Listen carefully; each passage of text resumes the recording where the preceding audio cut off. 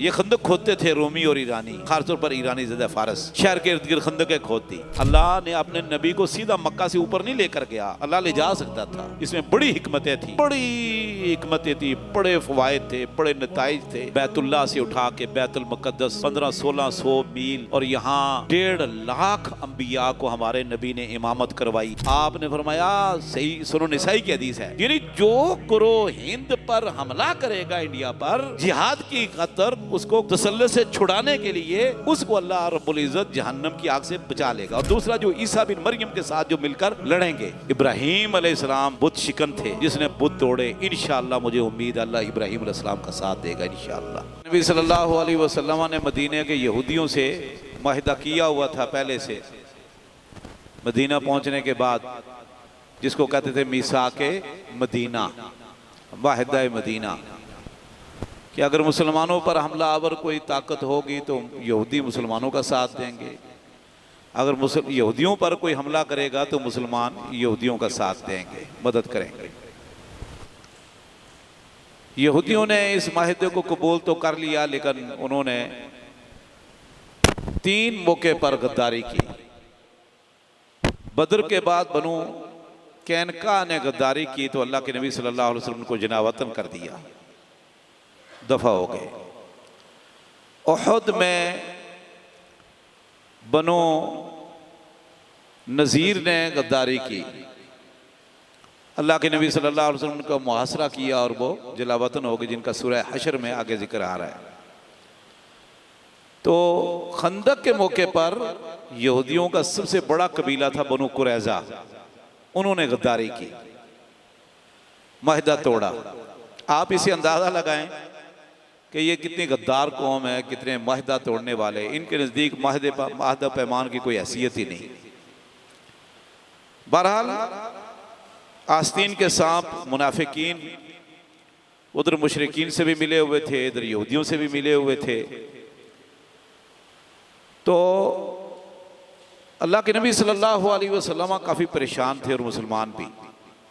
سلمان فارسی رضی اللہ تعالیٰ عنہ، آپ جانتے ہیں فارسی تھے، ایران کے رہنے والے، فارس کے، اور ان کا جو والد تھا یہ آتش کدہ کا متولی تھا۔ آتش کدہ، جس جگہ آگ جلتی تھی اور لوگ آ کر آتش پرست پوجا کرتے تھے، یہ ان کا متولی تھا، ان کا والد، یہ ان کا بیٹا تھا، تو اس کے بعد انہی کا نمبر تھا۔ لیکن بہرحال یہ کئی مرتبہ ذہن میں آیا کہ اپنے ہاتھ سے آگ جلاتے ہیں اور دھواں ہوتا ہے، پھر آگ کی پوجا کرتے ہیں، پھر آگ بجھا کر چلے جاتے ہیں، یار یہ کیا اپنا خدا خود ہی بنایا اور خود مار کر چلے گئے۔ اگلے دن آیا، خود آگ جلائی اور اس کی پوجا شروع کر دی۔ بہرحال مشرک کی عقل کام نہیں کرتی، اِنَّا لَا تَعْمَى الْأَبْصَارُ وَلَكِنْ تَعْمَى الْقُلُوبُ الَّتِي فِي الصُّدُورِ۔ لیکن اللہ جسے ہدایت کا ارادہ کر لے، اللہ کا وعدہ ہے، وَالَّذِينَ جَاهَدُوا فِينَا لَنَهْدِيَنَّهُمْ سُبُلَنَا، جو ہماری طرف آنے کی کوشش کرتے ہیں، حق کے متلاشی ہوتے ہیں، ہم ان کو راستہ دکھا دیتے ہیں۔ تو یہ پہلے یہودی ہو گئے، کوئی وہاں یہودی بہت تھے۔ اس یہودی نے کہا کہ یار شام چلے جاؤ، وہاں جو عیسائی راہب ہے وہ بہت، بلکہ وہیں کسی راہب کے پاس پھر جانے لگے۔ اس راہب نے شام روما سلطنت کے بڑے راہب کے پاس بھیجا، بہت عرصہ وہاں رہے۔ پھر اس نے کہا کہ بھئی میں اب میری زندگی کا اب خاتمہ ہے۔ تو انجیل کا علم بہت کم لوگوں کے پاس رہ گیا ہے، تو آپ اس طرح کرو کہ جو آخری نبی مبعوث ہونے والا ہے نا، وہ ہجرت کر کے ایک ایسے علاقے میں آئے گا جو کھجوروں کے باغات ہوں گے اور ارد گرد پہاڑی درے ہوں گے، پہاڑی ہوں گی، جبل حرہ وغیرہ، احد۔ تو اس نے کہا جی انجیل کے اندر یہ صفات لکھی ہیں، جیسے نا یاتی من بعد اسمہ احمد، سورہ صف میں اللہ فرماتے ہیں کہ عیسیٰ علیہ السلام نے حواریوں کو بتایا تھا کہ میرے بعد ایک نبی آئے گا جس کا نام احمد ہے۔ تو وہ اس صفات لکھی ہوئی تھی ساری اللہ کے نبی صلی اللہ آخری نبی کی۔ تو اس نے کہا کہ آپ اس طرح کرو، وہ خیبر چلے جاؤ، وہ لگتا ہے خیبر ہی ہوگا۔ تو یہ وہاں خیبر آنے کے لیے کسی قافلے سے بات کی کہ یار مجھ سے پیسے لے لو، مجھے لے چلو۔ انہوں نے کہا ٹھیک ہے۔ تو وہ یہودی تھے خیبر کے، اس ظالم نے رستے میں ان کو غلام بنا کر بیچ دیا، کہا میرا یہ غلام ہے، تو کسی دوسرے یہودی نے خرید لیا۔ خیبر میں آ گئے، غلام بن گئے، اب غلامانہ زندگی بسر کر رہے ہیں۔ وہاں سے خیبر اور مدینے میں یہودی رہتے تھے، آنا جانا لگا رہا تھا، رشتہ دار تھے۔ تو کسی یہودی کے ذریعے پتہ چلا کہ وہ جو علاقہ ہے نا وہ خیبر نہیں ہے، اگرچہ خیبر بھی کھجوریں اور پہاڑیاں ہیں، لیکن جو انجیل میں یا تورات میں لکھا ہوا ہے نا کہ وہ نبی کا جو وطن ہوگا جہاں ہجرت کر کے دارالہجرہ، وہ مدینہ ہے۔ بہرحال پھر یہودی مدینے سے آتے رہتے تھے، ایک یہودی کی منتیں کی کہ یار تو مجھے خرید لے تو پھر ساری زندگی تیری خدمت کروں گا، تو مدینہ لے جائے، اس سے خرید لے۔ تو اس نے بیچ دیا، وہ مدینے والا یہودی اس نے خرید لیا، مدینے چلے گئے۔ مدینے چلے گئے، ادھر سے اطلاع ملی کہ اللہ کے نبی صلی اللہ علیہ وسلم ہجرت کر کے آ رہے، کیونکہ صحابہ کرام تقریباً وہ جو بھلے حبشہ گئے تھے وہ بھی ہجرت کر کے مدینے آنے والے تھے، آئے نہیں تھے، لیکن مکہ کے صحابہ کرام آ گئے تھے۔ سب سے آخر میں اللہ کے نبی صلی اللہ علیہ وسلم ابو بکر صدیق آئے رضی اللہ تعالیٰ عنہ، اور علی بن ابی طالب مکہ میں رہے، بعد میں آئے۔ تو اس طرح پھر یہ کہتے ہیں کہ میں دیکھنے لگا کہ یہ نبی سچا ہے یا ایسے ہی دعویٰ کیا ہوا ہے۔ کہتے ہیں کہ ایک دن میں کھجور لے کر آیا، نبی کریم صلی اللہ علیہ وسلم صحابہ کرام کے ساتھ بیٹھے ہوئے تھے، میں نے کہا یہ میری طرف سے تحفہ، یہ جی کھجور ہے، میں آپ کو دے رہا ہوں۔ بولا کس چیز کی؟ بولا صدقہ ہے۔ آپ نے فرمایا صحابہ کرام سے فرمایا تم کھا لو، صدقہ نبی نہیں کھاتا، نہ نبی کھاتا نہ آل رسول۔ کہتے ایک دن پھر میں کھجوریں لے کر آیا اور میں نے کہا جی یہ میری طرف سے قبول فرمایا۔ تو بولا کیا ہے؟ میں نے کہا ہدیہ۔ آپ ٹھیک ہے لاؤ۔ تو آپ نے کھائی، صحابہ کرام کو بھی کھلائی۔ تو کہتے ہیں کہ میں پھر نا اس چکر میں تھا کہ میں مہر نبوت دیکھوں، تو اللہ کے نبی صلی اللہ علیہ وسلم نے چادر ردا پہنی ہوئی تھی تو وہ ہٹی، تو میں نے مہر نبوت دیکھی، تو میں نے وہیں اشہد ان لا الہ الا اللہ محمد رسول اللہ پڑھ لیا۔ اچھا اب دیکھو یہ بندہ تحقیق کتنی کر رہا ہے، کہہ رہا ہے کہ مجوسی آتش پرست سے یہودی ہوئے، یہودی سے عیسائی ہوئے، عیسائی سے گھومتے گھماتے آ کر نبی کے پرچم تلے یہ ان کو جگہ مل گئی۔ تو تحقیق کی ہے، باقاعدہ تحقیق۔ کہتے ہیں اللہ کے نبی صلی اللہ علیہ وسلم نے فرمایا کہ یار تو اعلان نہ کر، ماریں گے یہودی، لیکن بہرحال یہودی نے مجھے مارا بہت زیادہ ہے، بہت مارتا تھا کہ تو مسلمان کیوں ہوا۔ ابو بکر صدیق رضی اللہ تعالیٰ نے ان کو خرید کر آزاد کر دیا۔ آزاد کر دیا تو یہ اس وقت عمر ان کی غالباً 250 سال یا 250 سال تھی۔ آپ اندازہ کریں 200 سال سے زیادہ عمر کے بابا جی، جس نے فارسی اور رومیوں کی جنگیں اپنی آنکھ سے دیکھی اور لڑی بھی، کس طرح تحقیق کر کے کہاں سے یہ بندہ چلا ہے، فارس سے شام گیا، حالانکہ قریب ہے، شام گیا سوریہ، روما کی سلطنت، وہاں کے راہب نے کہا میں مرنے لگا ہوں، میرے بعد کوئی نہیں اتنا بڑا عالم عیسائیوں کا، تو چلا جا خیبر وہ سے مدینے سے اللہ نے اسلام کی نعمت سے مالا مال کیا۔ بہرحال آپ بڑے پریشان تھے کہ یار 10,000 کا لشکر ہے، تعداد ہماری تھوڑی ہے، خواتین ہیں، بچے ہیں، معاشی صورتحال آپ کے سامنے ہے۔ تو بہرحال سلمان فارسی نے فرمایا اللہ کے رسول میں ایک مشورہ نہ دو، کیونکہ ہماری جنگیں تو ہوتی ہیں ایرانی رومیوں کی جنگیں، کل جو میں نے سورہ روم کے واقعہ میں بتایا تھا، تو یہ خندق کھودتے تھے رومی اور ایرانی، خاص طور پر ایرانی زیادہ، فارس شہر کے ارد گرد خندقیں کھود دی۔ تو بولا اللہ کے نبی صلی اللہ علیہ وسلم اس طرح کام کریں، ہم جبل جو صلح ہے نا، جس کو آج کل آپ کہتے ہیں وہ 7 مساجد، جہاں 7 مسجدیں بنی ہوئی، 7 مسجدیں بعد میں بنی ہیں، ترکیوں نے بنائی، 7 مورچے تھے اصل میں اللہ کے نبی صلی اللہ علیہ وسلم کے، یہ پہاڑی پر، اس کو جبل صلح کہتے ہیں۔ جبل صلح سے لے کر جبل حرہ تک، ادھر سے نا جو وادی عقیق کی طرف سے دشمن کے آنے کا تھا چانس، کیونکہ فوج جب آتی ہے تو ساتھ راشن بھی ہوتا ہے، ساتھ جانور بھی ہوتے ہیں، گدھے، اونٹ اور کھچریں ہوتی ہیں، گھوڑے ہوتے ہیں، تو وہ پہاڑی سے یا جو جھاڑیاں ہیں، درخت ہیں، وہاں سے نہیں گزر سکتے، تو ان کو جگہ چاہیے ہوتی ہے کھلی، تو یہ 2 پہاڑوں کے درمیان کھلی جگہ تھی، باقی بیک وہ مسلمانوں کے کنٹرول میں تھی، اور پہاڑیاں، درے، سنگریزے اور جھاڑیاں، درخت تھے، تو 3 طرف ادھر سے راستہ تھا۔ تو انہوں نے کہا جبل صلح سے لے کر اس جبل تک نا خندق کھود لیتے ہیں، تو آپ نے کہا یار یہ بہت اچھا کہا، پورے مشورہ دیا ہے، زبردست ہے۔ بہرحال اللہ کے نبی صلی اللہ علیہ وسلم نے فرمایا خندق کھودو بھائی۔ اب خندق کھودنا شروع کر دیا۔ آپ کو پتہ ہے یہ تو چوڑی بھی ہوتی ہے، ہاں جی، کم از کم 9 فٹ کے گھوڑا چھلانگ لگا کے گھوڑ سوار کراس نہ کر سکے، 9 فٹ ہوتی ہے، اور گہری بھی ہوتی ہے کہ کوئی بیچ میں گھس کے تو اوپر نہ اوپر آ جائے، یا ایک بندہ نیچے گزرے دوسرا اس کے کندھے کے اوپر سے آ سکتا ہے، یا پر کر لیں تو خندق اچھی خاصی گہری ہوتی ہے جو فوجی آج بھی بناتے ہیں۔ خندق کھودنا شروع کر دیجیے۔ معاشی صورتحال آپ کو پتا، لشکر قریب پہنچنے والا ہے، دن رات مسلمان لگے ہوئے ہیں۔ اللہ کے نبی صلی اللہ علیہ وسلم خود پتھر خندق کھودتے، ایک چٹان نکل آئی بہت بڑا مضبوط پتھر ہے جی، ٹھوس، بڑا توڑا صحابہ کرام نے، نہیں ٹوٹ رہا، پہاڑی علاقہ آپ کو پتہ مدینہ، تو پریشان ہو گئے کہ یار یہاں سے نا لشکر کراس کر جائے گا۔ اللہ کے نبی صلی اللہ علیہ وسلم کو بتایا اللہ کے رسول ٹوٹ رہی ہیں، فرمایا مجھے دو۔ آپ گئے، کدال پکڑی، بڑا ہتھوڑا بڑا مضبوط، ایک مارا نہ زور سے تو چنگاریاں اڑی، ٹوٹ گیا۔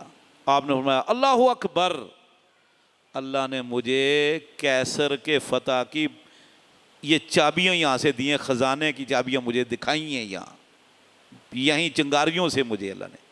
دوسرا مارا تو کسرا کے فتح کی بشارت سنائی اللہ کے نبی صلی اللہ علیہ وسلم نے۔ تیسرا مارا تو وہ ریزہ ریزہ ہو گیا۔ 3 ضربوں میں پتھر ہاں جی وہ ریزہ ریزہ ہو گیا، ٹوٹ گیا۔ تو پتھر اللہ کے نبی صلی اللہ علیہ وسلم نے بھوک سے باندھے ہوئے تھے، بہت سارے واقعات آپ نے سنے۔ مشرکین مکہ نا یہ سارے 10,000 کا بنو غطفان کا لشکر، یہ بڑے نعرے مارتے، شعر پڑھتے، ہاں جی شراب پیتے، ڈانس کرتے، آئے تو آگے دیکھا بھائی خندق، بولے یہ کیا ہے یار، یہ کیا ہے؟ اونٹ کھڑے، گھوڑ سوار ادھر کھڑے، پیادہ لشکر ادھر کھڑا، یہ کیا ہے بھائی؟ اندر کہاں سے جائیں؟ ابھی تو کون گھوم کے پہاڑی کے اوپر سے جائے بھائی؟ خیر وہ وہاں کھڑے ہو گئے۔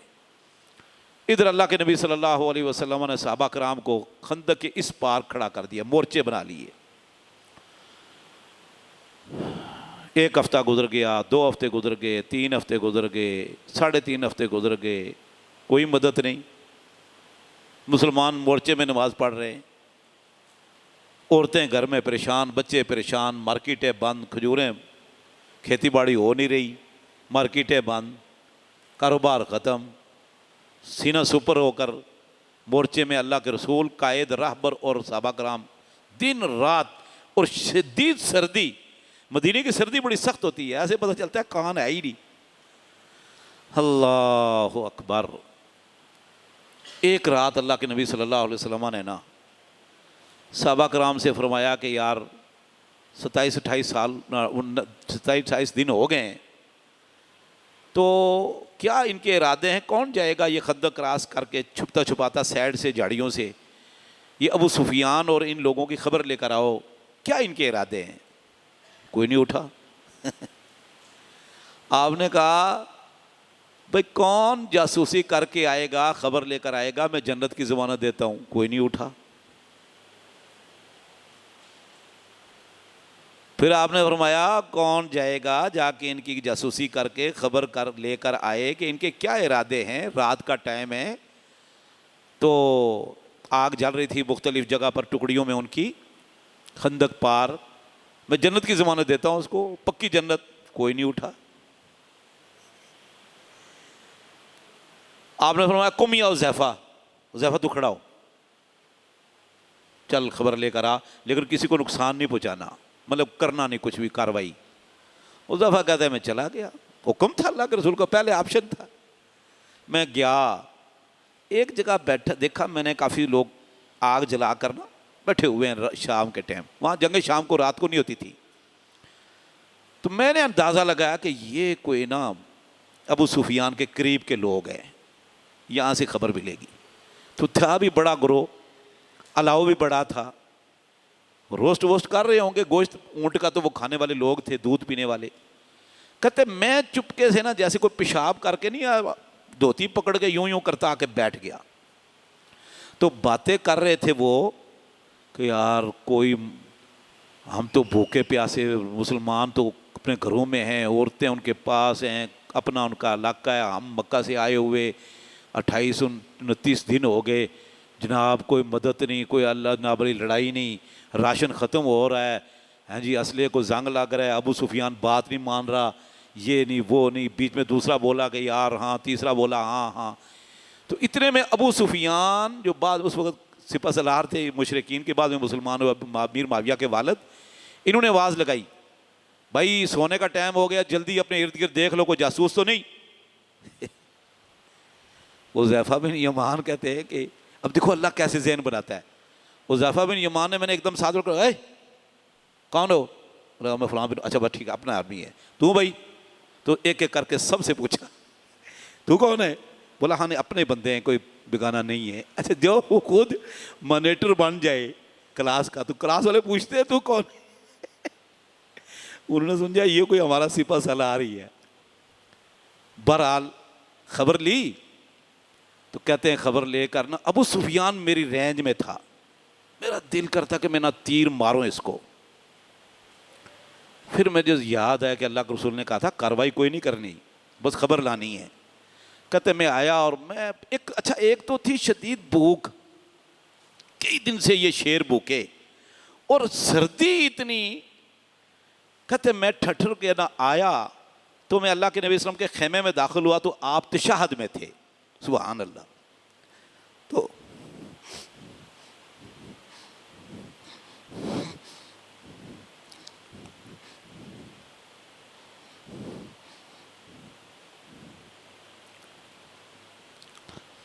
آپ تشہد میں تھے.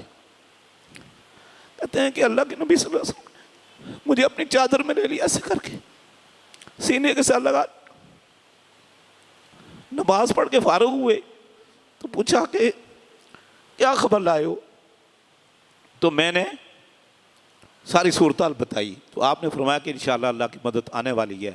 بہرحال اگلے دن ہوا چلی تو ان کے خیمے اکھڑ گئے، برتن اڑ گئے، عورتوں کے پردے ختم، تو اللہ کے فضل سے وہ دفع ہو گئے. لیکن میں یہ آپ کو کہنا چاہتا تھا کہ ایک تابعی حذیفہ بن یمان کو کہتا ہے کہ یار اگر ہم اللہ کے نبی صلی اللہ علیہ وسلم کی زندگی میں ہوتے نا تو ہم اللہ کے نبی صلی اللہ علیہ وسلم کے پاؤں دھو دھو کے نا اس کو فخر سمجھتے. اس نے کہا شکر پڑھ تو اللہ کے نبی صلی اللہ علیہ وسلم کے زندگی میں نہیں تھا. سبحان اللہ. فرمایا یہ موقع بھی آیا کہ آپ نے فرمایا اٹھو جنت کی ضمانت دیتا ہو جاؤ. کہتے پیٹ ہمارے بالکل خالی تھے، کئی دن سے بھوکے تھے، اور سردی اتنی، وہ کوئی کھایا ہوا ہو تو خون ہوتا ہے نا تو پھر سردی سے بچتا ہے. تو کہتا ہے یہ کیفیت تھی کہ سخت مشکل ترین حالات میں ہم نے اللہ کے نبی صلی اللہ علیہ وسلم کا ساتھ دیا ہے. سخت ترین حالات میں کہ مجھے ڈر ہے کہ اگر تم ہوتے تو منافق ہو جاتے، جس طرح کہ عبداللہ بن ابی کمپنی منافق ہو گئے تھے. بولا سخت مشکل ترین حالات میں ہم نے اللہ کے نبی صلی اللہ علیہ وسلم کا ساتھ دیا، بالکل بھوکے پیاسے ہیں جی، جان کی قربانی، مال کی قربانی، سبحان اللہ، وطن کی قربانی، اولاد کی قربانی.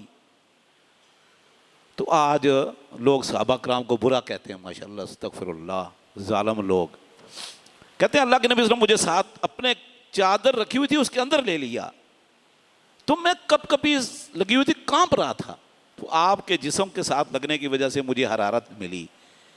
کیا قائد ہے، کیا رہبر ہے، سبحان اللہ. دیکھ لو. تو پر اللہ رب العزت نے پھر مدد کی، بڑا منظر کھینچا اللہ رب العزت نے. رد اللہ الذین کفروا بغیظہم لم ینالوا خیرا وکفی اللہ المؤمنین القتال. یہ سورہ احزاب میں اللہ فرماتے ہیں رد اللہ الذین کفروا بغیظہم، جس طرح غصے سے بھرے ہوئے یہ اتحادی آئے تھے اللہ نے ان کو دفع کر دیا، واپس کر دیا. لم ینالوا خیرا، ان کو کچھ حاصل نہیں ہوا. کف اللہ المؤمنین القتال، اللہ نے مومنین کی طرف سے ان ظالموں کو دفع کر دیا اور اللہ اکیلا ہی لڑ گیا ماشاءاللہ۔ ایک وہ وقت تھا 2001-2 میں جب ناٹو اتحادی آئے تھے امریکہ کے ساتھ، کروس ایڈ کے نام پر، کروس ایڈ کے بھائی صلیب کی مدد کے لیے اٹھو، کراس ایڈ صلیب کی مدد کے لیے، پھر رد اللہ الذین کفروا بغیظہم لم ینالوا خیرا۔ ایک وقت آج ہے کہ مشرق مغرب سے، یورپی ممالک سے، جرمنی فرانس سے، امریکہ سے، افریقہ سے یہودی کٹھے ہوئے اور فلسطین آئے اور ایک ایک کر کے ان سے مکان خریدتے رہ گئے، فلسطینیوں سے زمینیں خریدتے گئے، فلسطینی بیچتے گئے۔ آج وہ مالک بن گئے ہیں فلسطینی، ہاں جی، بے گھر ہیں۔ مجھے یہ آیت سورہ احزاب کی بتاتی ہے رد اللہ الذین کفروا بغیظہم، جس طرح یہ یہودی جرمنی، فرانس، یورپ اور کیا نام ہے امریکہ، افریقہ کے ریاستوں سے یہ بدبخت آئے تھے گریٹر اسرائیل کے لیے، اب وقت آ چکا ہے، گریٹر اسرائیل نہیں، وقت آ چکا ہے رد اللہ الذین کفروا بغیظہم، جس طرح سے یہ غصے سے بھرے ہوئے آئے تھے اللہ ان کو واپس کرے گا، لم ینالوا خیرا، ان کو انشاءاللہ فلسطین نہیں ملے گا انشاءاللہ۔ یہ فلسطین مسلمانوں کا ہے، یہ مسلمانوں کا قبلہ اول ہے، یہاں سے ہمارے نبی کا معراج عروج شروع ہوا تھا۔ ہمارے نبی کو سبحان الذی اسریٰ بعبدہ لیلا من المسجد الحرام الی المسجد الاقصی الذی بارکنا حولہ، اللہ نے اپنے نبی کو سیدھا مکہ سے اوپر نہیں لے کر گیا، اللہ لے جا سکتا تھا، اس میں بڑی حکمتیں تھیں، بڑی حکمتیں تھیں، بڑے فوائد تھے، بڑے نتائج تھے، بہت کچھ اللہ نے انسانوں کو قیامت تک کے لیے دکھانا تھا، مسلمانوں کے لیے بڑی اس میں جی سہارے اور بڑی حکمتیں۔ اللہ اپنے نبی کو یہاں لایا، بیت اللہ سے اٹھا کے بیت المقدس 1500-1600 میل، اور یہاں 1.5 لاکھ انبیاء کو ہمارے نبی نے امامت کروائی، براق کو، قبۃ الصخرہ، یہ 2 قبے ہیں، ایک بیت المقدس کا ہے جو گولڈن ہے نا، وہ سفید ہے نا، سفید ہے، یہ ہے مسجد اقصی، سبحان الذی اسریٰ بعبدہ من المسجد الحرام الی المسجد الاقصی الذی بارکنا حولہ، وہ جو گولڈن ہے نا یہ قبۃ الصخرہ ہے، صخرہ کہتے ہیں چٹان کو، وہ چٹان کے ساتھ اللہ کے نبی صلی اللہ علیہ وسلم نے براق باندھا تھا، بعد میں کوئی اموی ایک بادشاہ تھا، غالباً عبد الملک بن مروان تھا یا کون تھا، اس نے پھر یہاں قبہ سا بنوا دیا، جس صخرہ چٹان کے ساتھ اللہ کے نبی صلی اللہ علیہ وسلم نے براق باندھی تھی نا، اس کے ساتھ قبہ بنا دیا، وہ گولڈن ہے، وہ مسجد نہیں ہے گول سا، وہ مسجد اقصی نہیں ہے، مسجد اقصی قبہ جو ہے وہ سفید ہے۔ آپ نے پھر 1.5 لاکھ انبیاء کو نماز پڑھائی، یہاں سے پھر عروج شروع ہوا، اور نبی کا عروج مسلمانوں کا عروج ہے، انشاءاللہ انشاءاللہ مسلمانوں کا عروج آنے والا ہے انشاءاللہ اللہ کے فضل سے، یاد رکھنا یہ میری باتیں۔ اللہ رب العزت ان کافروں کو رد اللہ الذین کفروا بغیظہم لم ینالوا خیرا، جہاں سے آئے تھے یہ دفع ہو جائیں گے انشاءاللہ۔ تو بہرحال سورہ احزاب، غزوہ احزاب میں اللہ نے بہت ساری عبرتیں، بہت سارے سبق ہیں، تو ہوا نے اکھیڑ کر پھینکا، سب کچھ دفع ہو گئے، بھاگے، سب کچھ لے کے بھاگے، سواریاں بھاگ گئی، برتن اڑ گئے، خیمے اکھڑ گئے۔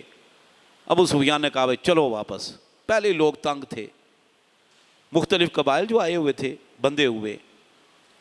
آپ نے خوشخبری سنائی جو صحیح بخاری میں، یہ واقعہ پورا صحیح بخاری کا میں آپ کو بتا رہا ہوں، یہ جو سلمان فارسی کا نا، یہ عبداللہ بن عباس نے خود ایک دن سلمان فارسی سے پوچھا، یہ واقعہ تو سناؤ اپنا کوئی پورا، تو پورا واقعہ بیان کیا، عبداللہ بن عباس بیان کرتے ہیں تابعین کو۔ آپ نے فرمایا الآن نغزوہم ولا یغزونا، آج کے بعد مشرکین مکہ مدینے کا رخ نہیں کریں گے، مدینے پر حملہ آور نہیں ہوں گے، نحن نغزوہم، اب ہم حملہ آور ہوں گے۔ تو امام بخاری نے باب باندھا ہے صحیح بخاری میں کتاب المغازی، غزوہ کا باب، اور اس سے پہلے ہے کتاب الجہاد، نماز کا ایک چیپٹر، زکوٰۃ کا ایک، روزے کا ایک، طہارت کا ایک، جتنے بھی آگے فقہ ہے، نکاح ہے، طلاق ہے، پیو ہے، ایک ایک چیپٹر ہے. جہاد کے 2 چیپٹر ہیں صحیح بخاری میں، 2. کتاب الجہاد، آگے کتاب المغازی. امام مسلم نے 2 چیپٹر باندھے ہیں صحیح مسلم میں. امام نسائی نے بھی 2، کتاب الجہاد، کتاب الخیل. اور امام مسلم نے کتاب الامارہ اور کتاب الجہاد. اتنا اہم ترین ہے یہ 2 چیپٹر قائم کیے. تو یہ جو غزوہ ہوتا ہے نا، ایک بات میں آپ کو نکتے کی بتاؤں. کچھ لوگ بڑے کنفیوز سے ہو جاتے ہیں. جو ہمارے ہاں ایک بات اصطلاح مشہور ہے کہ غزوہ وہ ہوتا ہے جس میں اللہ کے نبی صلی اللہ علیہ وسلم شریک ہوں. جس جنگ میں اللہ کے رسول شریک نہ ہوں وہ سریہ ہوتا ہے. حتیٰ کہ ہمارے بعض شارحین نے بھی صحیح بخاری کی شرح کرتے ہوئے یہ لکھا ہوا ہے کہ غزوہ وہ ہوتا ہے جس میں اللہ کے نبی صلی اللہ علیہ وسلم شریک ہوں.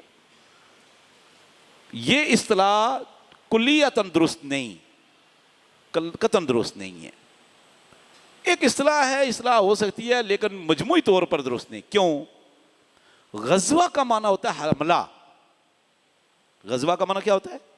حملہ. اور جو بندہ حملہ کرے اس کو کیا کہتے ہیں؟ غازی. اس کو کیا کہتے ہیں؟ غازی. ہیں؟ میں تیرے کہتا میری زندگی کا مقصد تیرے دین کی سرفرازی، میں اسی لیے مسلمان، میں اسی لیے نمازی. تو غازی بھی ہے. بہرحال تو غزوہ کا معنی حملہ ہے. سمجھ آ رہی ہے نا جی؟ کسی بھی ملک پر حملہ کرے، کیونکہ آپ نے یہ صحیح بخاری کی حدیث ہے، آپ نے فرمایا اب ہم ان پر حملہ کریں گے. الآن نغزوہم ولا یغزونا. فرمایا مشرکین مکہ غزوہ نہیں کریں گے. اب مشرکین مکہ کے صفوں میں کہاں اللہ کے رسول ہوتے؟ ایک تو یہ دلیل ہے. صحیح بخاری میں 3-4 جگہ پر غزوہ کا لفظ آیا ہے کافروں کے لیے بھی. سری دلیل کیا ہے؟ آپ نے فرمایا، صحیح سنن نسائی کی حدیث ہے، اصابتان من امتی احرزہم اللہ من النار، اصابت تغزو الہند و اصابت تکون مع عیسی ابن مریم. فرمایا میری امت کے 2 گروہوں کو اللہ نے جہنم سے بچا لیا ہے. اصابت تغزو الہند، ایک وہ گروہ جو ہند پر حملہ کرے گا. اب یہاں لفظ غزوہ آیا ہے، غزوہ قسطنطنیہ پڑھا ہوگا نا، غزوہ قسطنطنیہ. اب غزوہ قسطنطنیہ امیر معاویہ رضی اللہ عنہ کے زمانے میں ہوا، اور یزید بن معاویہ اس کے سپہ سالار تھے. تو اس میں تو اللہ کے نبی صلی اللہ علیہ وسلم کہاں، کب اللہ کے نبی دنیا سے چلے گئے؟ تو غزوہ قسطنطنیہ، غزوہ ہند کا معنی حملہ ہے. یعنی جو گروہ ہند پر حملہ کرے گا انڈیا پر جہاد کی خاطر، اس کو ان کو تسلط سے چھڑانے کے لیے، اس کو اللہ رب العزت جہنم کی آگ سے بچا لے گا. اور دوسرا جو عیسیٰ بن مریم کے ساتھ جو مل کر لڑیں گے. اور عیسیٰ علیہ السلام یاد رکھو قیامت سر پہ کھڑی ہے. قیامت اقترب للناس حسابهم وهم في غفلة معرضون. قیامت کی بڑی بڑی نشانیاں تقریباً پوری ہو چکی ہے. ایک بہت بڑے عالم دین گزرے انڈیا کے، بہت بڑے فقیہ سلفی، انہوں نے فقہ سلفی میں کتاب لکھی ہے. ریاست بھوپال کی وزیر اعظم نواب شاہ جان بیگم، ریاست بھوپال کی بیگم نواب شاہ جان بیگم کے شوہر نواب صدیق الحسن خان کنوجی رحمۃ اللہ علیہ، بہت بڑے عظیم محدث اور فقیہ گزرے ہیں. وہ ریاست بھوپال کی وزیر اعظم کے شوہر تھے. تو ان کی کتاب ہے روضۃ الندیہ، اور ایک کتاب ان کی ہے الاذاعہ لما کان وما یکون بین یدی الساعہ، قیامت کی نشانیوں پر. لیکن یہ کتاب عربی میں ہے.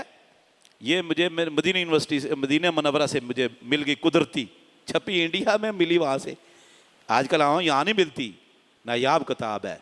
لیکن اس کی خصوصیت یہ ہے کہ اس کے 2 چیپٹر ہیں، لما کان وما یکون. یعنی جو نشانیاں نواب صاحب کی زندگی تک قیامت کی نشانیاں ظاہر ہوئیں وہ الگ لکھی ہیں، وما یکون جو باقی ہیں وہ الگ لکھی ہیں انہوں نے کہ یہ ہوں گی. اچھا ان میں سے بھی 2-4-6 ہو گئی ہیں. نواب صاحب ابھی گزرے ہیں پاکستان بننے سے پہلے، اس کے بعد بھی 2-4-6 نشانیاں ہو گئی. بڑی بڑی نشانیاں تقریباً ہو چکی ہیں، کچھ بڑی باقی ہے. مثلا دجال آئے گا، دجال سے پہلے آئیں گے مہدی، آئیں گے مہدی کے بعد دجال آئے گا. دجال آ کر کاٹ کر چکر حرمین کا واپس پہنچے گا. تو عیسیٰ علیہ السلام دمشق میں مسجد کے مینارے پر کے پاس اتریں گے 2 فرشتوں کے معیت میں، اور عیسیٰ علیہ السلام دجال کو قتل کریں گے، خنزیر کو قتل کریں گے، صلیب کو توڑیں گے، اور امن ہی امن ہو جائے گا۔ اور عیسیٰ علیہ السلام کی زندگی میں ہی یاجوج ماجوج آ جائیں گے، وہ بحیرہ تبریہ کا پانی وانی پی کر سارا کچھ، پھر عیسیٰ علیہ السلام کی دعا سے اللہ تعالیٰ ان کو موت دے گا یاجوج ماجوج کو، اور اس کے بعد عیسیٰ علیہ السلام کو موت آئے گی۔ عیسیٰ علیہ السلام اللہ کے نبی صلی اللہ علیہ وسلم کے پہلو میں مدینے میں دفن ہوں گے، اور قبر کی جگہ موجود ہے وہاں آج بھی، ابو بکر اور عمر رضی اللہ کے ساتھ ہی اللہ کے نبی صلی اللہ علیہ وسلم کے پہلو میں۔ بہرحال اس کے بعد پھر 1-2 نشانیاں ہیں دابۃ الارض، جو کل پرسوں قاری صاحب نے کل آیتیں پڑھی ہے کہ ہم دابۃ الارض نکالیں گے، وہ لوگوں کے یہاں لکھے گا ان الناس کانوا بآیاتنا لا یوقنون، تو اس کے بعد پھر قیامت بپا ہو جائے گی۔ اچھا، کہنے کا مقصد یہ ہے کہ عیسیٰ علیہ السلام آئیں گے انشاءاللہ، تو عیسیٰ علیہ السلام کے ساتھ جو گروہ مل کر لڑے گا نا، ان یہودیوں سے لڑیں گے، عیسائی مسلمان ہو جائیں گے عیسیٰ علیہ السلام کے آتے ہی، ہندو سکھ قتل ہو جائیں گے، یہودیوں سے بڑی جنگ ہوگی، اور اس کی تیاری یہودی کر رہے ہیں، تو انشاءاللہ اللہ کا، اور جو فرمایا جو عیسیٰ علیہ السلام کے ساتھ مل کر لڑے گا اللہ اس کو بھی جہنم کی آگ سے بچا لے گا۔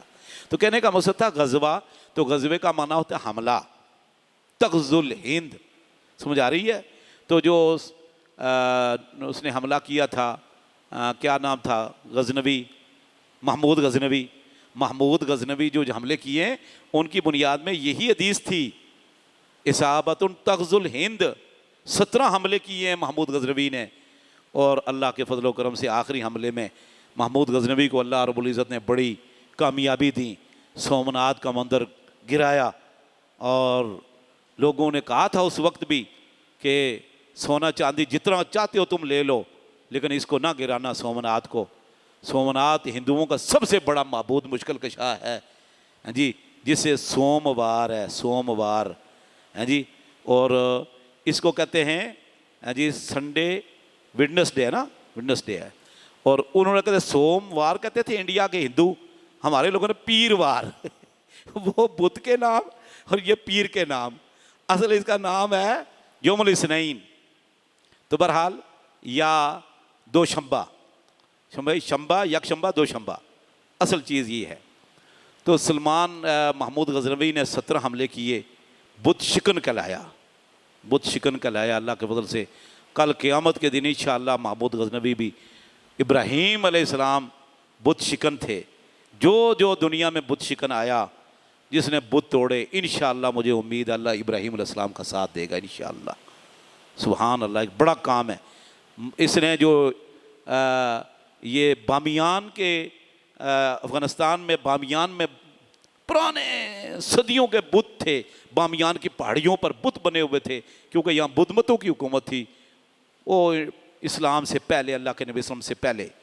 تو پھر اللہ رب العزت، یہ عثمان غنی رضی اللہ کے زمانے میں افغانستان فتح ہوا، باقاعدہ صحابہ کرام کی قبریں ہیں کابل میں، کابل کندہار میں صحابہ کرام کی قبریں ہیں۔ تو یہ فتح ہوا تو اللہ کے فضل سے یہ بت توڑے، تو ملا عمر بھی بت شکن کہلایا۔ ہاں جی، بت فروش نہیں، بت شکن، مسلمان بت شکن ہوتا ہے، بت فروش نہیں ہوتا۔ اللہ معاف فرمائے، ہمارے ملک میں اب بت فروش بن گئے ہیں۔ دیکھو نا، اب شاہ عبد اللطیف بٹائی کا بت بنا کے تو اس کے مقبرے پہ لگانے لگے، تو کتنے لگے، خرچہ کتنا ہے، 10 لاکھ۔ وزیر ثقافت صاحب نے عبد اللطیف بٹائی کے شکل کا بت بنایا، مجسمہ، بیٹھا ہوا یہاں، ہاتھ میں کیا پکڑایا، پیانو۔ آپ نے وہ دیکھا ہوگا، وہ پھر اللہ کے فضل سے ہم نے بھی تقریریں کی، تحریک چلائی، دیوبند حضرات نے کچھ، الحمدللہ اللہ بھلا کرے، بریلوی حضرات کے یہ مفتی منیب الرحمان صاحب اور کچھ علماء نے آواز اٹھائی کہ یار یہ کام نہ کرو۔ عبد اللطیف بٹائی جیسا نیک آدمی تھا، جیسا بھی تھا، اس کے نام پر مجسمے اور بت بنا رہے ہو، تو وہ الحمدللہ وہ رکھا ہوا ہے، لیکن نصب نہیں کیا۔ تو ہاتھ میں پکڑایا ہوا پیانو، او بھائی ولی اللہ تھا تو یہ گٹار کیوں ہے؟ پیانو اور گٹار، اللہ کے رسول صلی اللہ علیہ وسلم نے فرمایا مجھے یہ آلات الملاہی، یعنی رقص و سرور اور موسیقی کے گانے بجانے کے آلات توڑنے کے لیے اللہ نے مجھے بھیجا ہے، اور ہم اس کو پیر وہ پکڑا رہے ہیں، شاعر کو اس کے بت پہ۔ سمجھ آ گئی نا جی؟ تو علامہ اقبال نے کہا تھا نا، تجھ کو بتاؤں تقدیر امم کیا ہے، شمشیر و ثنا اول طاؤس و رباب آخر. اس کو رباب کہتے ہیں، رباب. میں تجھ کو بتاؤں تقدیر امم کیا ہے، شمشیر و ثنا اول طاؤس و رباب آخر. سمجھ آئی نا جی؟ سبحان اللہ. کیا علامہ اقبال بھی شاعر زبردست تھا. کہتا ہے بلبلو طاؤس کی کر، بلبلو طاؤس کی تقلید سے توبہ کر. بلبلو طاؤس مور کو کہتے ہیں، تقلید سے توبہ. بلبل فقط آواز ہے، طاؤس فقط رنگ. کیا ذہن بنانے والا تھا مجاہدین کا اور مسلمانوں کا. شاہین کی پرواز سکھانے والا اور شیر جیسی گرج دینے والا بندہ، آج ہم نے اس کو فراموش کر دیا. تو میرے بھائیوں سبحان اللہ، یہ آیت سورہ احزاب اور اس کے بعد سورہ زمر ہے. پڑھ لیں، مطالعہ کریں. اللہ دین کو سمجھنے، اس پر عمل کرنے کی توفیق عطا فرمائے.